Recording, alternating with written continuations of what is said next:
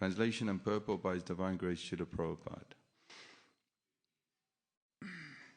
Persons who hear from a spiritual master, with great labor and for a long time, must hear from the mouths of pure devotees about the character and activities of pure devotees. Pure devotees always think within their hearts of the lotus feet of the personality of Godhead, who awards his devotees liberation.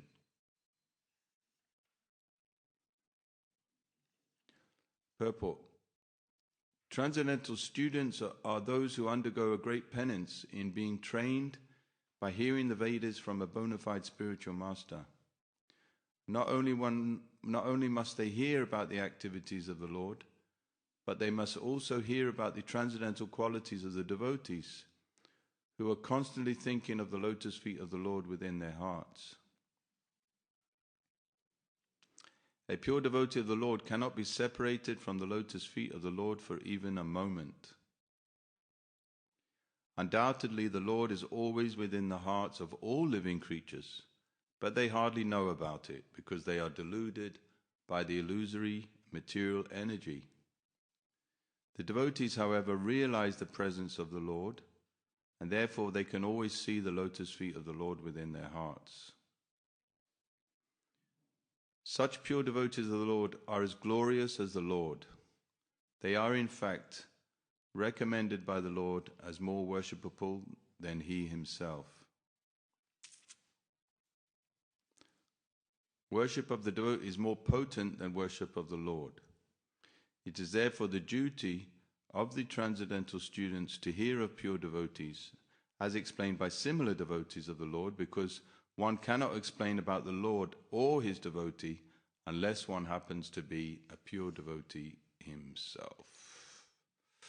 Shrutasya pumsam suchira sarmasya nanvanjasa surabhya idito ta tadgunanu shravanam mukunda padada vindam hridayeshu yesam. Om Jnana Timvirandasya Gyananjana Shalakaya Chaksusun Militam Yena Tasmai Sri Gurave Namaha. Sri Chaitanya Manovistam Stapitam Yena Bhutale Swayam Rupa Kadammayam Tadati Swapadantikam. Vanchaka He Krishna Karuna Sindho Dhina Bando Jagatpate Gopesa Gopika Kanta Radha Kanta Namustute Tapta Kanchana Gauranghi Radhe Vrindavaneshwari Vrisabhanu Sutadevi Pranamami Hari Priye.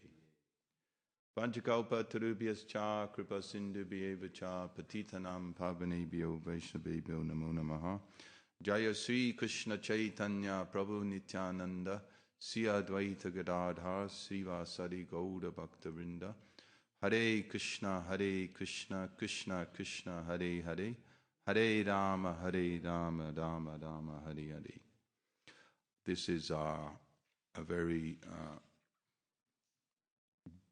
deep purport, you could say, and it's about a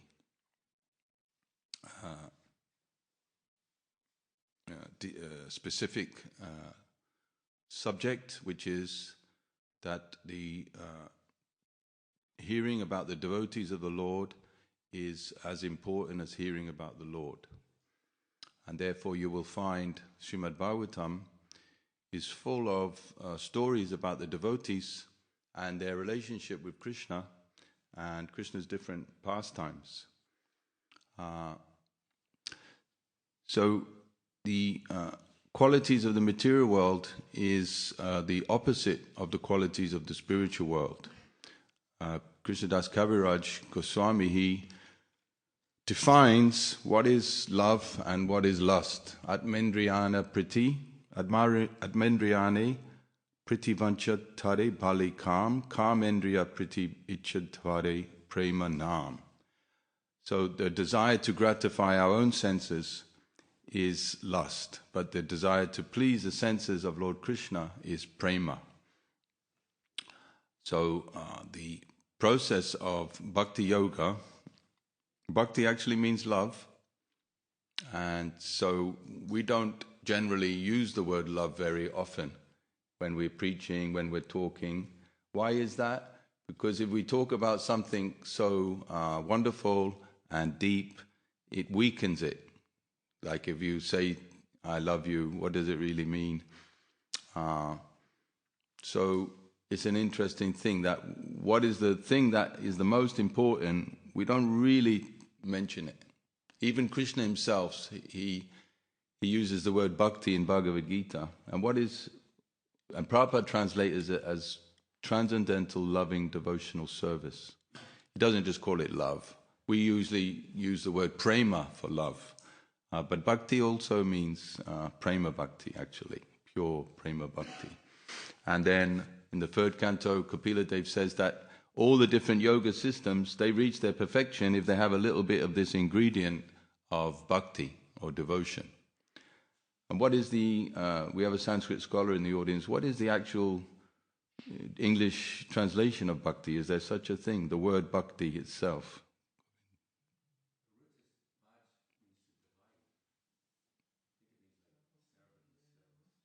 To divide, two people, relationship. The worshipper and the worshipper, servant and the served.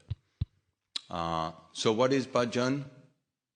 What is bhajan? Bhajan means to worship Krishna with mood of loving service, with devotional feeling. Yasyam vai sruyamanayam Krishna paramapurishe bhakti yudpajate pungsa. In the beginning of the Bhagavatam, Sutta Goswami says that if you hear about Krishna and understand that he is the Paramapurush, the Supreme Personality of Godhead, then this bhakti will spring automatically from the heart. And that is what differentiates us from yogis and scholars and jnanis and even karmis, karma yogis even, is that we have this root faith in this bhakti, in this love of Krishna, being the supreme goal of life.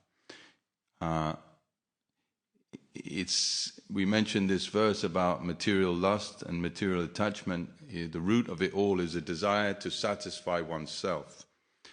So in order to actually worship Krishna, we have to develop this freedom from material activities, material attitudes, material desires, all sorts of material desires in the heart, for our love, our bhakti, our devotion to become pure.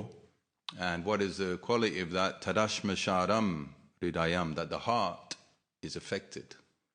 You chant, the reason we not feeling any love and devotion when we chant Hare Krishna, when we do kirtan, when we hear the pastimes of Krishna, is because our hearts are very hard.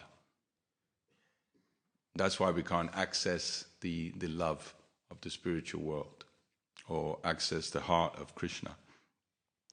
Our heart is steel-framed.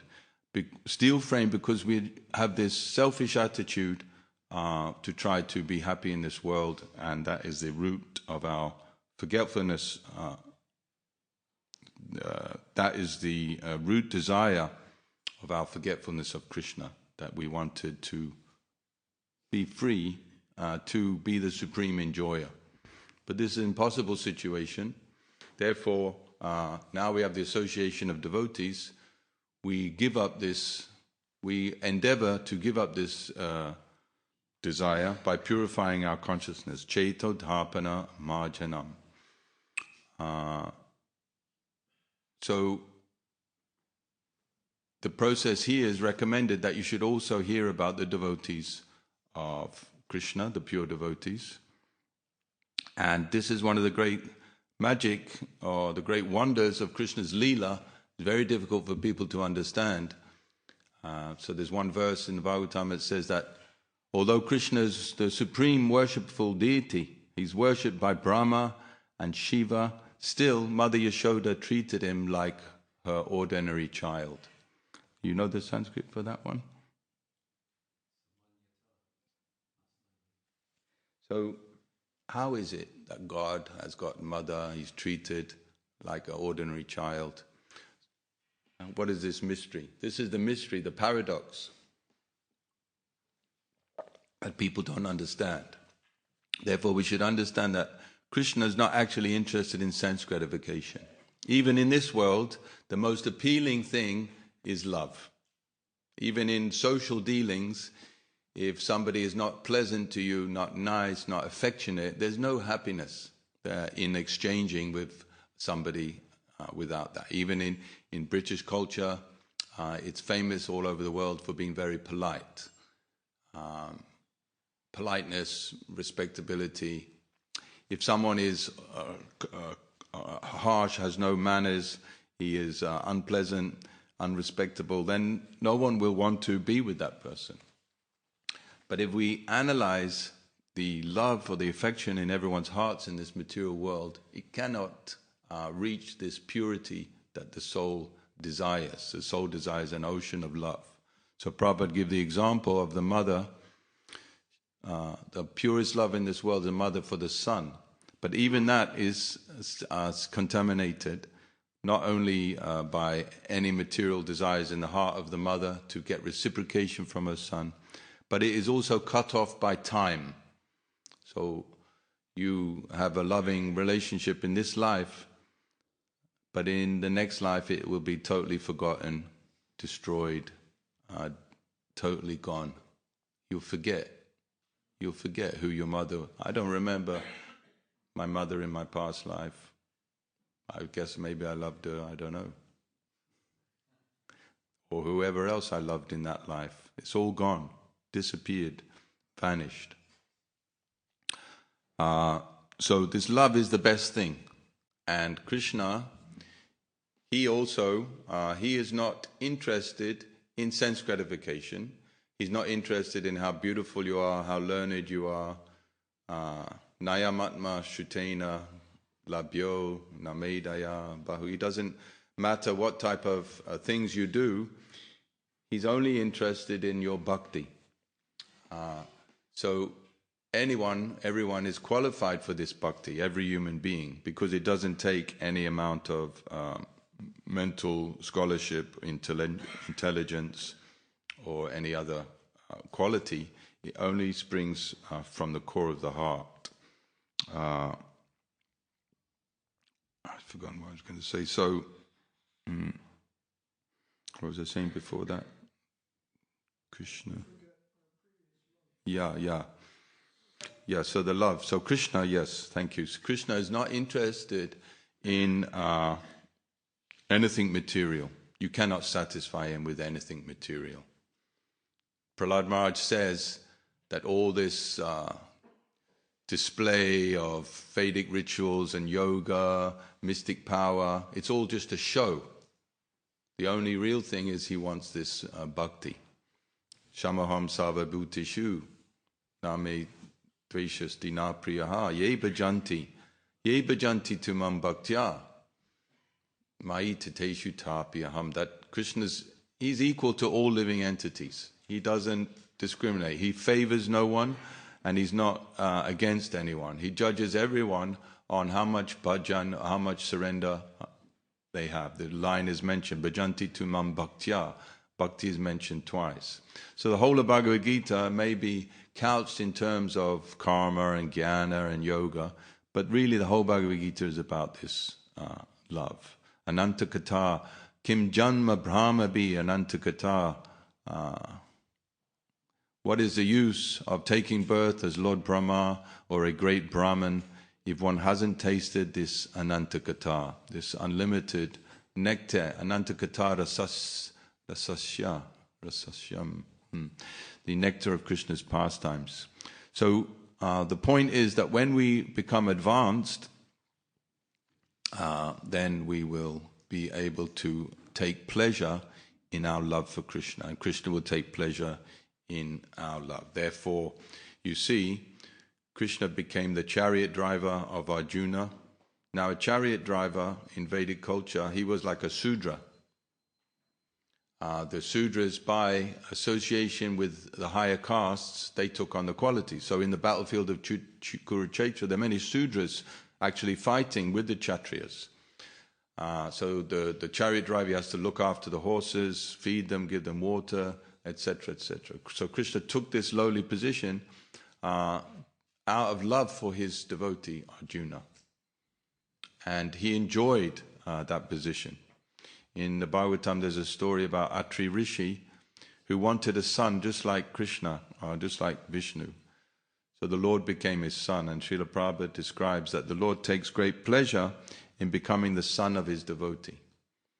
Because then he can draw the affection, draw the love from his parent better than a parent can draw from his children. The children sometimes, they don't reciprocate love with their parents very nicely because they don't understand. They have, maybe they have some very selfish motivation as a child.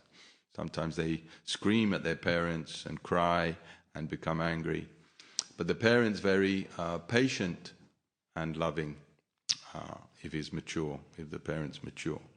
So Krishna enjoys to take the subordinate position.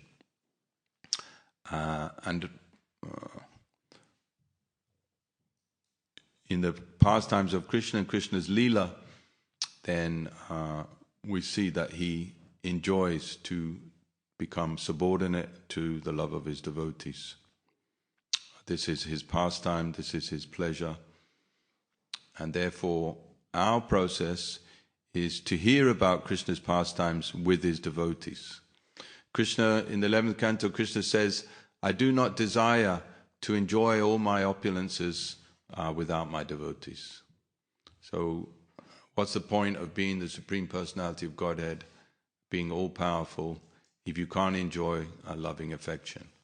So by the yoga maya of Krishna, Krishna's spiritual pastime energy, he is subordinated. He even subordinates himself not only to his devotees, but to his pastime potency, so that he become completely absorbed in being Krishna.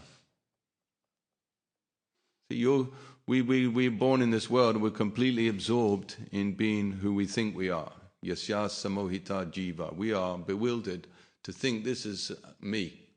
Let me enjoy myself.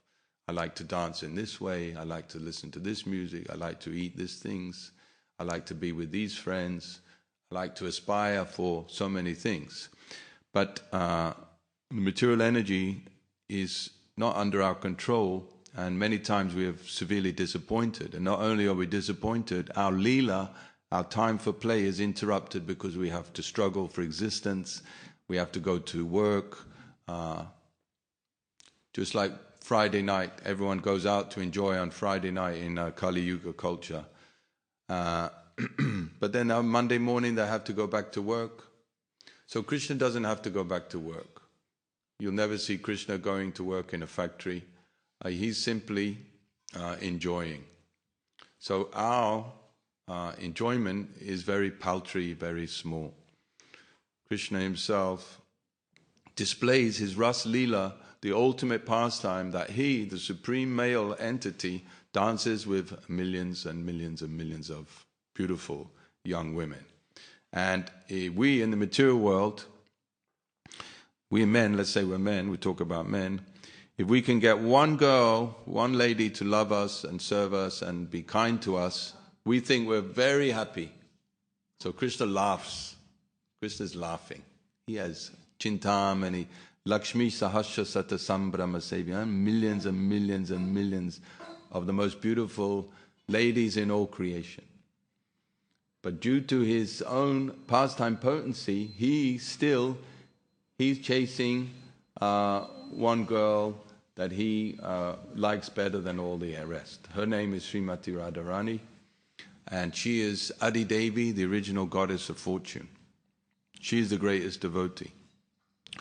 She has the greatest love. If Krishna has this love in his heart, he can't enjoy it by himself. So he manifests it as Srimati Radharani. Ananda Chinmaya Pratibhavitabis Tabir Ya Eva Nijarupataya Kalabi Goloka Eva Nivasachi Kilatma Bhuta Govinda Madhipurusam. Ananda. So Krishna's pleasure expands as his pleasure potency. And that pleasure potency expands into countless forms of gopis and goddesses of fortune and queens. And they are all expansions. They are all parts of Krishna's loving affection expanded before him so that he can enjoy our supreme happiness.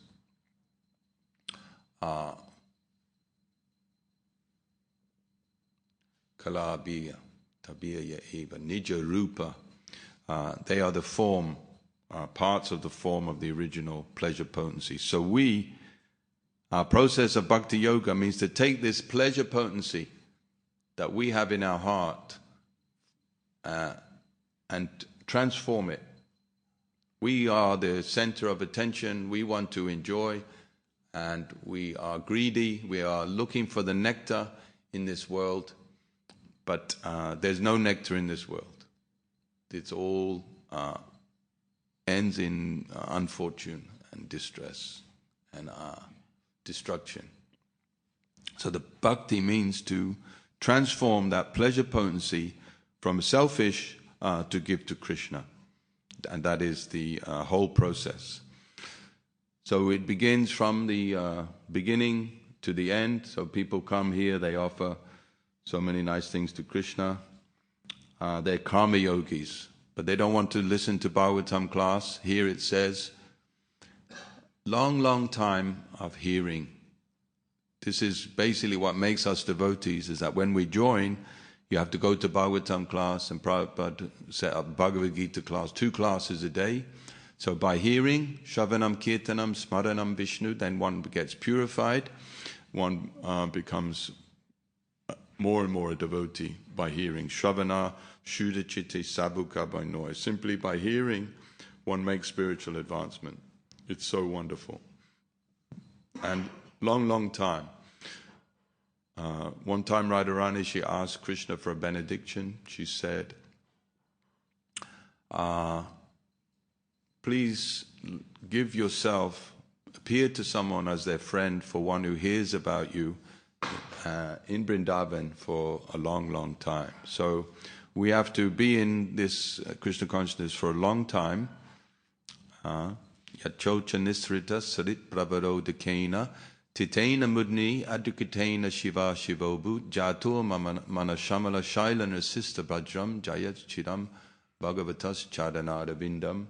That for the devotee should meditate on the lotus feet of the Lord. Those lotus feet are glorified by Lord Shiva, who holds the water that has washed those feet on his head. Lord Shiva Vaishnavanam Tan Shambhu, he's the greatest devotee, the greatest Vaishnava.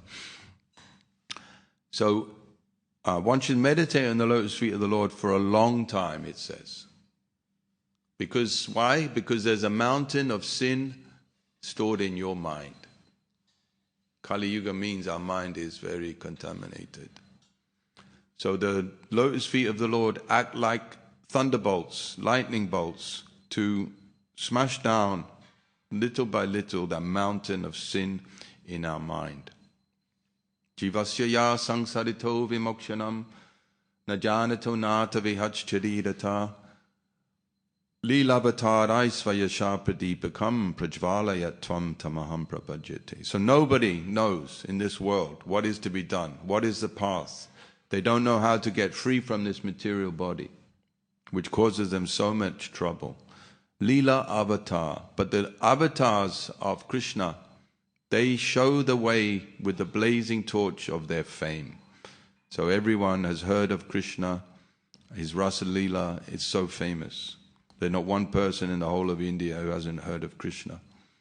So he's so famous, and by that fame, he shows the path. The path is to surrender to Krishna, to love him, and to hear constantly about him. Shinvata Swakata Krishna Punya Shravana. Daily. Nitya Bhagavata Sevaya. So in the Bhagavatam you'll find all the stories of the devotees and their pastimes with the Lord. In the 7th canto, how much of the pastimes is about Lord Nrsingadev? Describes Lord Nrsingadev maybe half a chapter less, but 5 chapters about Prahlad Maharaj. And Prabhupada says in one purport that by chanting the glories of the devotee, Krishna is pleased. Therefore we should chant Jai Prahlad Maharaj, Jai Prabhupada. And because Krishna is a person, because he loves his pure devotees, when you glorify the pure devotees, Krishna becomes pleased. Yasyam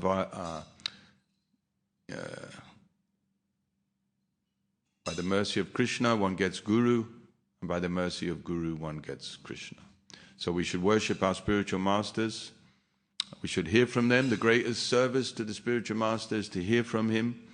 Ananta Katha, Krishna Katha, and then one will become purified and intelligent and become a devotee, and himself begin to worship Krishna by chanting Hare Krishna, Krishna Krishna, Hare Hare, Hare Rama, Rama Rama, Hare Hare.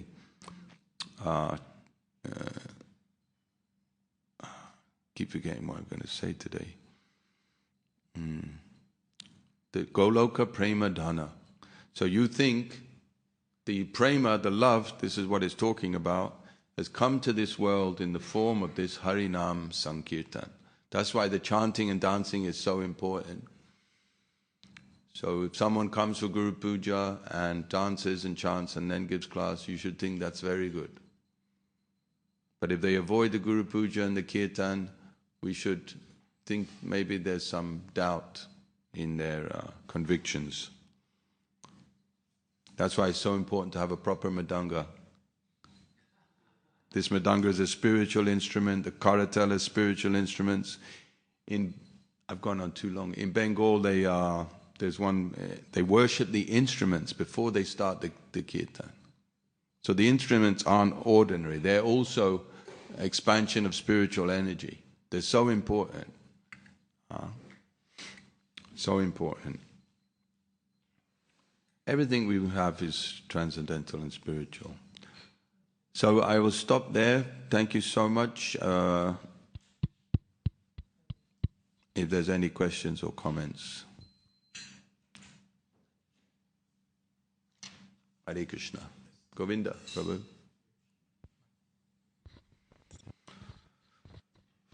Thank you for... What's on just... Hare Krishna. Hare Krishna. Thank you. Here's a question. Worship of Krishna's devotees is considered higher than worship of Krishna, right? Is it also true that when we do kata, if we glorify Krishna's devotees, is that considered higher than glorification of Krishna? Yeah, everything has to be balanced by the Shastra. So if we do Krishna Kata includes Krishna's devotees always. What is the highest Kata? Vaikuntha Janito Vara Madhupuri. Higher than the Vaikuntha Kata is the Mathura Kata. Higher than Mathura Kata is Krishna's pastimes in Vrindavan forest. Higher than Krishna's Kata, Vrindavan Leela is Govardhan Leela, etc. So when we glorify Krishna, it includes his devotees. So the two types of devotees, those in the material world and those in the spiritual world.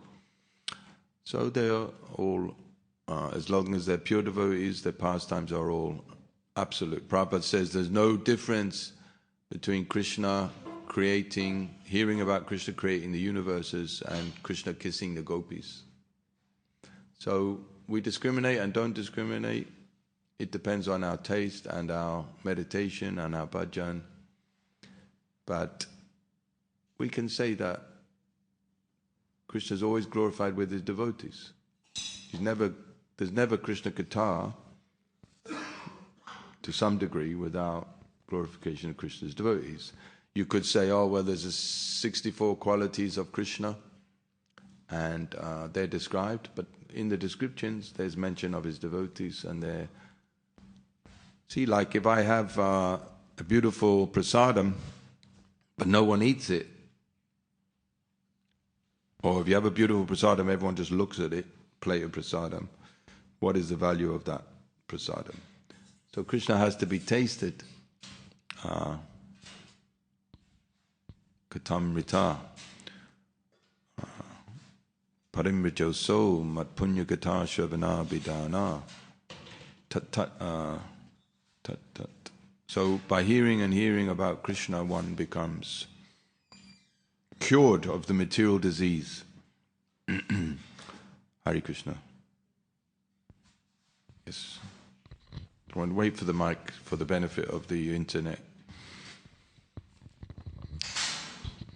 Can you close the door, please? It's freezing. I was wondering why one of the offenses in the nectar of devotion is to praise somebody else before the deities. Does that refer to non-devotees? This is interesting point, because when we perform Guru Puja to Srila Prabhupada with the curtain open, it's described that one shouldn't pay obeisances to a sannyasi or any devotee when the curtains are open in front of the deity. It's considered an offense, unless it's your spiritual master. Why is that? Because when we worship the deity, we put a picture of our spiritual master there. So unless it's your spiritual master, with the deities, in front of the deity, you shouldn't pay obeisances to anybody. So the differentiation is always there between the Supreme Personality of Godhead and the living beings. So I am speculating that this maintains that sanctity of the difference, achincha beda, abeda tattva. But someone may have a more clearer understanding. I mean, that, because if you know, when we will say we're performing washing the feet of a pure devotee in the temple room, then we close the curtains. That's never done in front of the deities. The curtains has to be closed for that part of the ceremony of the worship. So there's always a distinction. Krishna is always a supreme worshipful object, and all other living beings are his servant. So that distinction is made by this injunction. I had another question also, because in this verse it says one should hear about the character and activities of the pure devotees. So once one devotee asked Srila Prabhupada, who is a pure devotee? And he said, everyone in ISKCON. So how do we, is it okay to talk about the character and activities of all the devotees? Is that beneficial, or is that gossip? Yes, it's very good to glorify even the smallest devotee. Did you see the way he made the garland? He distributed some books, he met someone, he spoke to them nicely. So like that, we can glorify Krishna. We can glorify the devotees. Actually, we should appreciate the devotees more and more. This softens the heart. Generally, we have a critical mentality. We're looking to establish our superiority over others. And this is a material habit. But the spiritual habit is to think, I'm very fallen, I'm low, I'm useless, but this devotee, he's doing better service than me. This is the nature of the spiritual world. Even Radharani, she thinks that I'm not good enough for Krishna. And she tries to engage other people in Krishna's service. And she becomes happy by seeing her friends and associates engage in Krishna's service.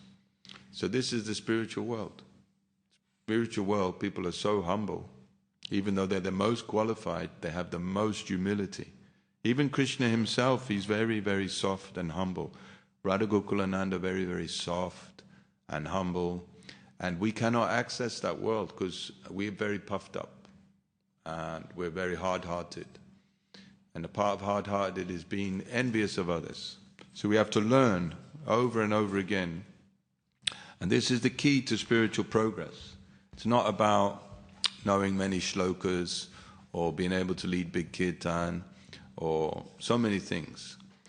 It's all about being a real, developing real humility and glorifying other devotees for their service. So this katha, we're social creatures, we have to talk about something. So we should always try to say, oh, you did nice service, or this devotee, he did such good service. And over the years, as time goes on, you see who is a real devotee. Prabhupada said, they asked Prabhupada once, who is a real devotee? He says, the ones that are still here. after when they're old. So you see all these old devotees now, Prabhupada's disciples are getting very old, and they've got love for Krishna and love for Prabhupada, otherwise how are they still around? Have they given up chanting, worshipping Krishna? No, they're still doing it. Many have given up, but the ones who haven't given up, they're the real Vaishnavas.